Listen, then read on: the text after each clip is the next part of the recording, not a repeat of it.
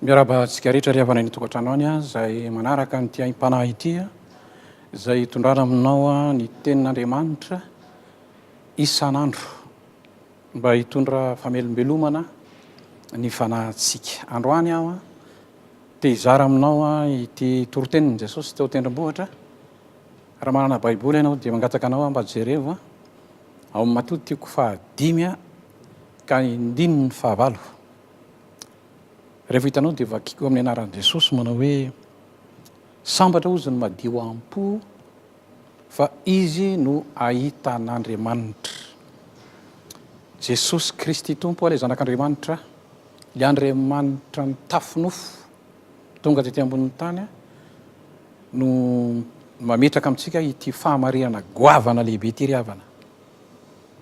Sambatra ozy ny madio am-po.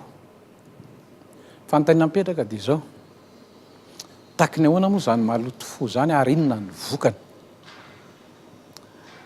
Andaso ianao meko tenin'Andriamanitra any mijery mitoko 7 any ny 5 misy nyity tenin'Andriamanitra ity hoe ny fo izy dia mamitaka mihoatra noho ny zavatra rehetra zovony mahalala ny aminy ozy iza Jehova ihany no mahalala ny aminy.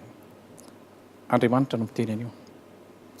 Ty fotsika zanak'olombelona ity zany arak'izay fijerin'Andriamanitra izay dia mamitaka mihoatra noho ny zavatra rehetra ozy.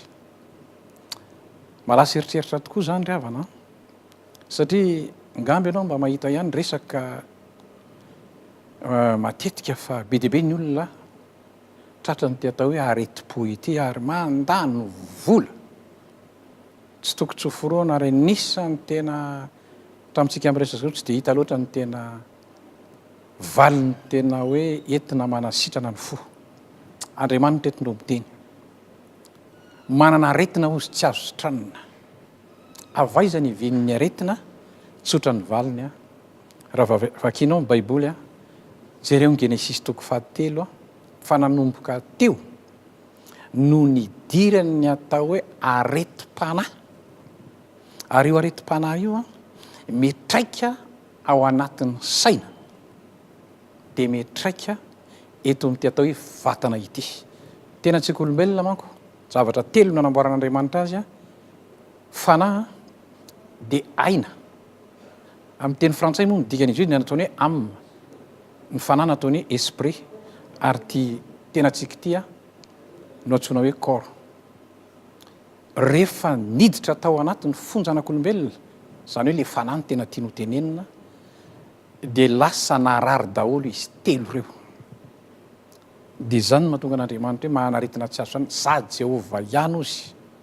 Izany hoe ny manana ny fanafody. Androany ao anatin'ity Aim-panahy ity mba hanorokely ianao ny toro lalana omen'Andriamanitra anao, satria zany fahotany zany nge ry havana tsisy fanafody amidy any amin'ny pharmacie zany ka hoe entinao manadio an'izany na hoe manasitrana an'izany. Andriamanitra tokana ihany no manana n'izay fanafody zay. Raha someko anao ny epistiliny Jaona voalohany, toko voalohany 7 ka hatramin'ny 7 no ahitanao n'ity fanafody nomen'Andriamanitra ity hoe raha miaiky ny eloka sy ny fahotana ny olona. Zay ny voasoratra ao. Miaiky ny eloka sy ny fahotana. Izany hoe le ao anatin'ny fonao mihitsy. Ekenao fa diso ianao, ekenao fa tsy mendrika ianao. Ary io Andriamanitra ny tena mahita an'io dia eo ambany eo amin'ny 5 amin'io epistiliny Jaona voalohany io misy tenin'Andriamanitra hoe ny rano Jesosy zanany ozy no manadio ho afaka amin'ny tsy fahamarinana rehetra. Ny rano Jesosy zany no men'Andriamanitra. Zay ny dikan'iny Matio ambony azy fijaliana iny raha fantatrao le nikapohana izy niala daholo ny raha rehetrarehetra, le fonony izy nirosaka ny rano teny azo fijaliana, fanatitra velona iny le fanatitra nomen'Andriamanitra maimaim-poana ho an'izao tontolo izao hitondra ny fahotantsika rehetra.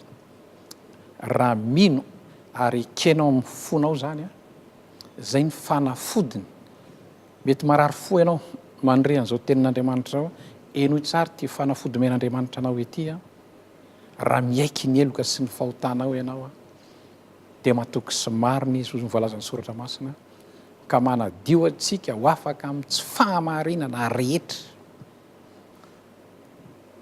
mino afa hitondra zava-baovao a amin'ny fiainanao a izay tenin'Andriamanitra zay zay na im-panandro any dia mirary soanao a mba ho tahin'Andriamanitra ianao a raha mino sy makatoa izany afatr'Andriamanitra zany ho an'Andriamanitra ny voninahitra ho antsika rehetra zay mino kosa ry havana ny fahasoavan'i Jesosy Kristy Tompo a amen.